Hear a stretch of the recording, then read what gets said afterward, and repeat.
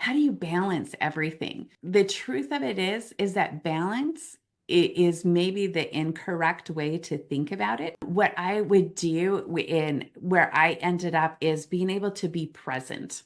And I would really put in guardrails around my time. And I would make sure I focused on the right things at the right time. So similar to what you do in your job where you have to prioritize and say, okay, here's my priorities for the day for the different tasks. Looking at your life, you have to be able to look at your life in the same way and to evaluate your values. For me, I had two values that were first and foremost for me. One was my faith, and the other one was my family.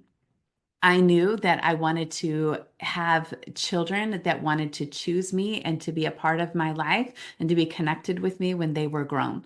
And I knew I had a finite time that I could impact and influence their lives. So, as far as a career, there were moments when I took a step back and I did not pursue some of the opportunities that were in front of me as far as advancement in my career.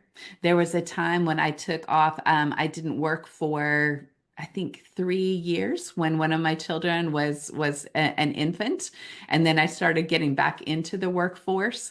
And I think part of that question is like, oh my gosh, because I think that the idea that we have that is given to us by our culture is if you take a step back, if you don't take every advancement, if you slow down, if you prioritize family or prioritize something else, then you'll never get the opportunities again. You'll be hindered forever. And that is not true. And I can tell you at this age, at this stage in my life, I do not regret any of the choices that I made to put my family first. I am so grateful for those opportunities. And here's the other thing, the universe has a way of just working things out because then everything that I was learning, there's so much that I learned about being a leader and being the leader that I wanted to be and to be able to do the job that I have now and to be able to lead at the level that I do now came from the lessons that I was learning along the way, coordinating parenting and being a wife and activities in the community and connections with neighbors and how do you deal with all of the drama.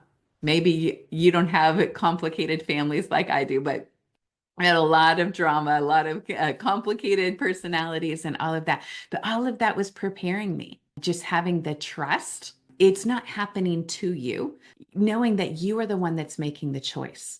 It's not happening to you. You can choose to focus solely on a career. You can choose to get married. You can choose to have children. You can choose to focus on family. You get the choice. And so as you choose, sometimes that means other options are not available, but it doesn't mean the choices are gone forever. But just remember that there's a bigger goal and there's a bigger vision for yourself that incorporates all of it, doing meaningful, purposeful work, being the wife and the mother and the friend and daughter and all of those things that you want to be, that you get to be a whole part person. And there's time for all of it. And so allow yourself the space and the grace for that and to make the choices that you want.